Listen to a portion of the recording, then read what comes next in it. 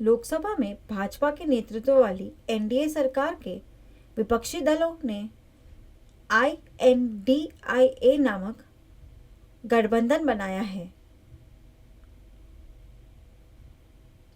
इसमें कांग्रेस और अन्य विपक्षी दल शामिल है। विपक्षी गुट INDIA ने संसद में अविश्वास प्रस्ताव लाया था। अविश्वास प्रस्ताव क्या होता है? सरकार तो है, लेकिन मणिपुर मुद्दा, GST, आर्थिक पतन, महंगाई आदि बहुत सारी समस्याएं हैं। इसलिए विपक्ष दल इस बात पर बहस करेगा कि क्या सरकार को पद संभालने के लिए उपयुक्त माना जाएगा या नहीं। लोकसभा ने अविश्वास प्रस्ताव को स्वीकार कर लिया और 8 से 11 अगस्त के बीच बहस का समय निर्धारित किया। 8 और 9 अगस्त को गृह मंत्री अमित शाह, वित्त मंत्री N सीतारमन, स्मृति ईरानी आदि ने विपक्ष के सवालों का जवाब दिया।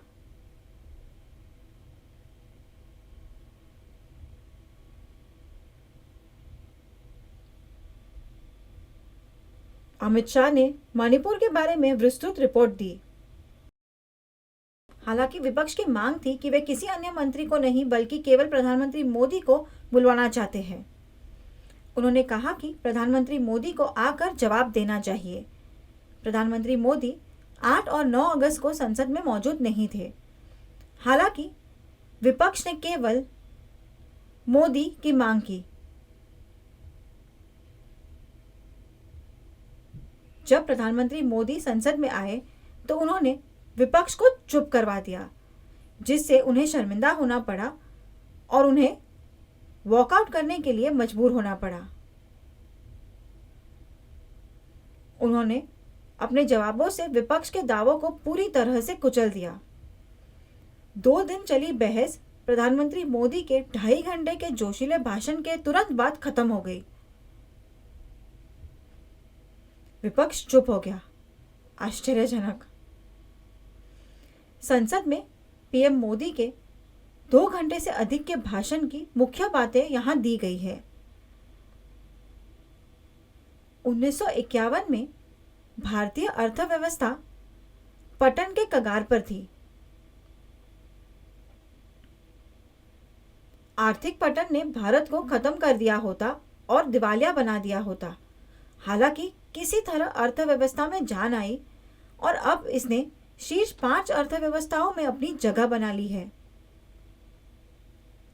क्या आपके पास इसका उत्तर है? उन्होंने पूछा। सभी योजनाएं, परियोजनाएं, इंफ्रास्ट्रक्चरल प्रोजेक्ट आदि जैसे कि खेल परिसर, पूल, मुंबई का सी लिंक,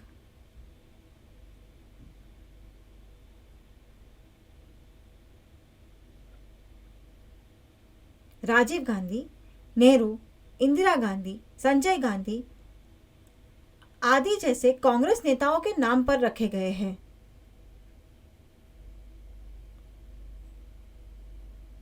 ऐसा क्यों है? इनमें से कई योजनाएं कभी सफल ही नहीं हुई। अब प्रधानमंत्री के नाम पर योजनाएं होती हैं, जिसका मतलब है कि ये एक सरकारी योजना है। हम कभी अपना नाम नहीं रखते, लेकिन योजनाओं के नाम कांग्रेस नेताओं के नाम पर रखे जाते हैं, जैसे राजीव गांधी खेल परिसर, पार्क आदि। किसी योजना का नाम अपने नेताओं के नाम पर रखने की क्या जरूरत है? ये नया INDIA गठबंधन इंडिया एक घमंडिया गठबंधन है।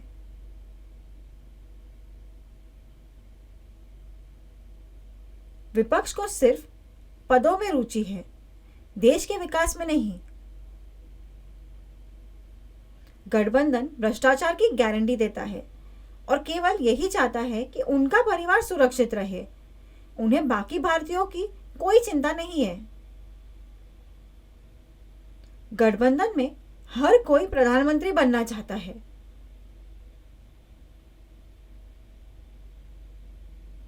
उन्हें भारत के विकास की चिंता नहीं है, बल्कि वे सिर्फ प्रधानमंत्री बनना चाहते हैं। इसके अलावा जो चीज उन्हें सबसे ज्यादा पसंद है वो है वंशवादी राजनीति। पार्टी की कमान परिवार में एक पीढ़ी से दूसरी पीढ़ी तक चलती रहती है। कांग्रेस के अहंकार ने उन्हें 400 से 40 सीटों पर पहुंचा दिया है।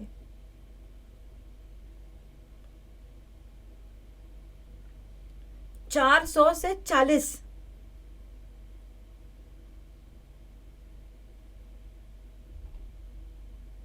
उन्होंने गठबंधन में आई जोड़ा है जो अहंकार को दर्शाता है।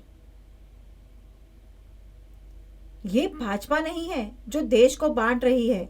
दरअसल विपक्ष ने भारत को बिंदुओं से तोड़ दिया है। I.N.D.I.A.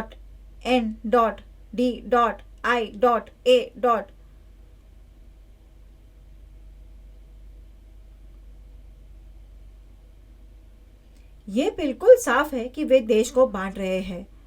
कांग्रेस का 40 सीटों पर सिमट जाना उनके स्वार्थ के कारण है।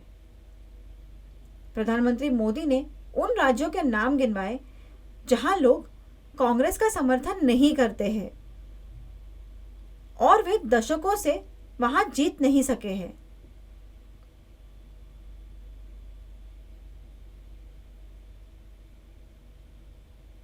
उन्होंने कहा तमिलनाडु, उत्तर प्रदेश, पश्चिम बंगाल, बिहार, ओडिशा, त्रिपुरा और नागालैंड के लोगों ने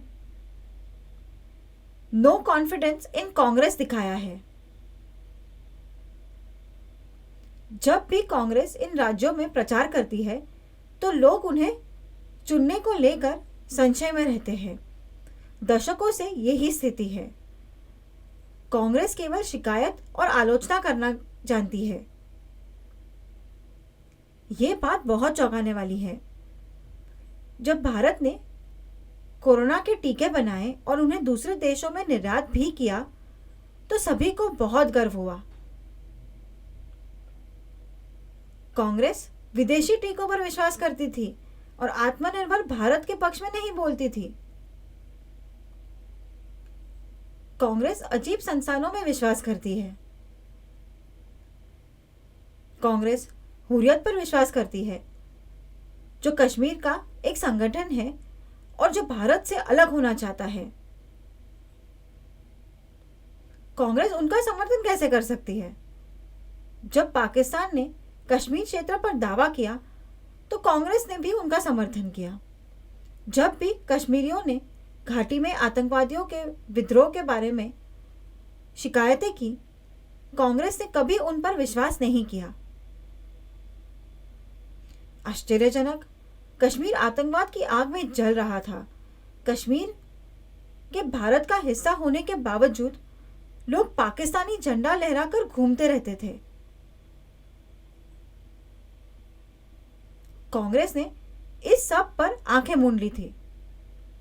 इसके विपरीत भाजपा ने दृढ़तापूर्वक दावा किया कि कश्मीर भारतीय क्षेत्र है और धारा 370 को निरस्त कर दिया। जब पाकिस्तान ने भारतीय सैन्य ठिकानों पर हमला किया तो हमने सर्जिकल स्ट्राइक कर आतंकी शिविरों को नष्ट कर दिया। जब पाकिस्तानियों ने दावा किया कि ऐसा कभी हुआ ही नहीं था, तो कांग्रेस उनसे सहमत हुई और सबूत मांग रही थी। वे हमारे खिलाफ खड़े थे जबकि पाकिस्तान हंस रहा था। जरा उनके व्यवहार को तो देखिए। कांग्रेस ने इतने सालों तक भारत की गरीबी के बारे में ही बात की है। उन्हें यह नहीं दिखता है कि भारत को रिकॉर्ड प्रत्यक्ष विदेश निवेश मिल रहा है। भारत का निर्यात नई ऊंचाइयों पर पहुंच रहा है और आयात कम हो रहा है। भारत के युवा स्टार्टअप्स खोल रहे हैं।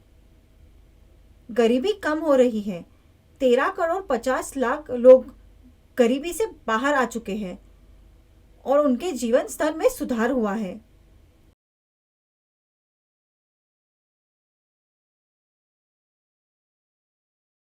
हालांकि कांग्रेस इसे देखने से इनकार करती है और कहती रहती है कि भारत बहुत गरीब है। प्रधानमंत्री मोदी खुद को भाग्यशाली मानते हैं। उन्होंने कहा, विपक्ष अविश्वास प्रस्ताव लेकर आया है, लेकिन कांग्रेस खुद ही अंधी है। ये विपक्ष के लिए एक परीक्षा साबित हुई है। जब वे हमला करते हैं तो इससे उनके बीच कमजोरी का पता चलता है।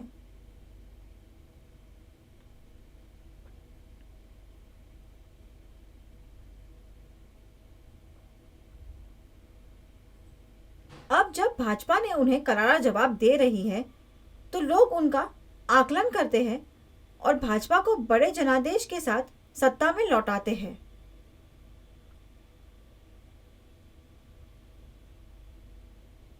इसलिए मोदी खुद को भाग्यशाली मानते हैं और इस प्रस्ताव का स्वागत करते हैं। पीएम मोदी ने विपक्ष से पूछा, होमवर्क करके क्यों नहीं आते? आप अपने सवालों के साथ आए थे, लेकिन मैंने अपने जवाबों से आसानी से आपकी धज्जियां उड़ा दी। मैंने आपको तैयारी के लिए 5 साल दिए थे, फिर भी आप बिना तैयारी के आए। ठीक है, अब जब आप अगला अविश्वास प्रस्ताव 2028 में लाएंगे, अपना होमवर्क अच्छी तरह से करके आना और मजबूत प्रश्न पूछना, तब मैं आपकी सराहना करूंगा। कृपया अगली बार इसे याद रखना। 2028 में उस समय तक भारत तीसरी सबसे बड़ी अर्थव्यवस्था होगी, इसलिए सुनिश्चित करें कि आप अगली बार बेहतर तरीके से तैयार होकर आए।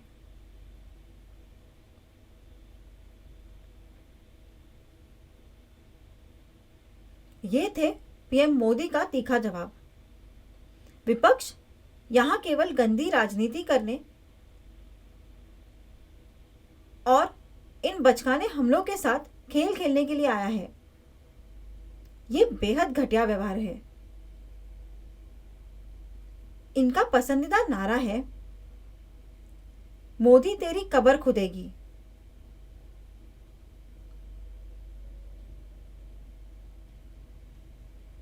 मोदी ने एक बेहतरीन उदाहरण भी दिया। आमतौर पर कड़वा टॉनिक हमें स्वस्थ होने में मदद करता है,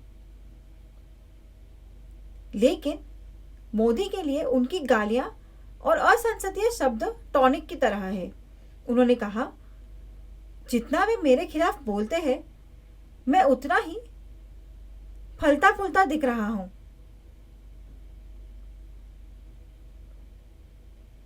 दूसरा उदाहरण एलआईसी का है। कांग्रेस ने एलआईसी के बारे में डर फैलाया था, लेकिन अब सार्वजनिक क्षेत्र की कंपनी अच्छा प्रदर्शन कर रही है।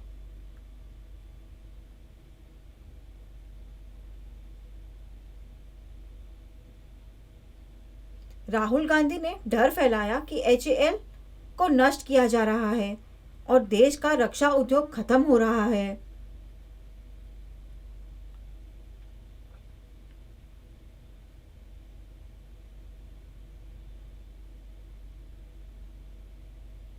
लेकिन अब एचएएल सफलता की नई ऊंचाइयों को छू रहा है।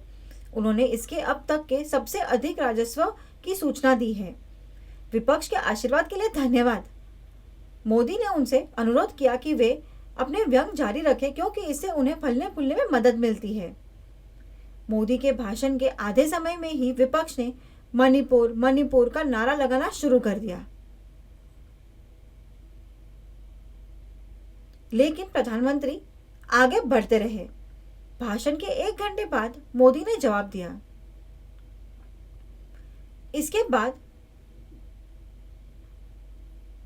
मोदी ने INDIA गुट पर देश के नाम को ही बिंदुओं से विभाजित करने का आरोप लगाया।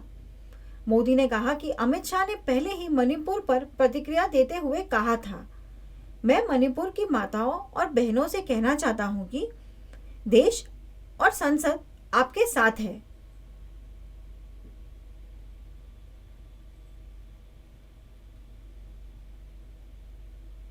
जवाहरलाल नेहरू ने पूर्वोत्तर नीति बनाई थी और राम मनोहर लोहिया ने इसे दृढ़ता से अस्वीकार कर दिया था।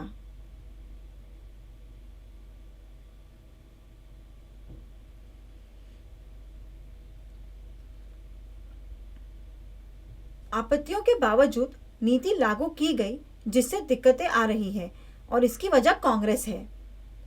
मोदी ने भाजपा पर निशाना साधने के बजाय कहा कि ये कांग्रेस की ही गलती है।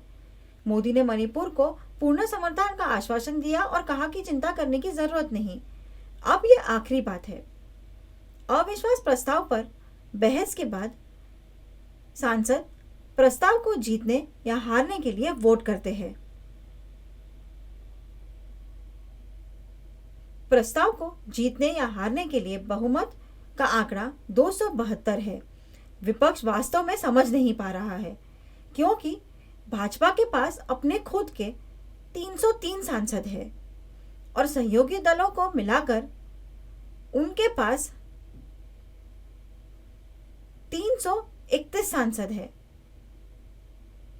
ये 272 के आंकड़े से काफी ऊपर है और ये सभी निश्चित रूप से उनका ही समर्थन करेंगे।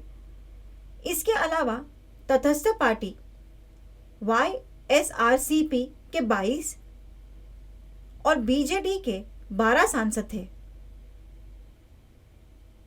हालांकि ये बात तय नहीं है कि YSRCP के 22 सांसदों ने समर्थन किया या नहीं, लेकिन बीजेडी के 12 सांसदों ने भाजपा का समर्थन किया। एनडीए ने विपक्ष को अच्छे अंतर से हरा दिया। पीएम मोदी के 2.5 घंटे के भाषण के बाद विपक्ष अवाक रह गया और वॉकआउट कर देख रहा था, जिसे पता चलता है कि वे भारत को बांट रहे हैं।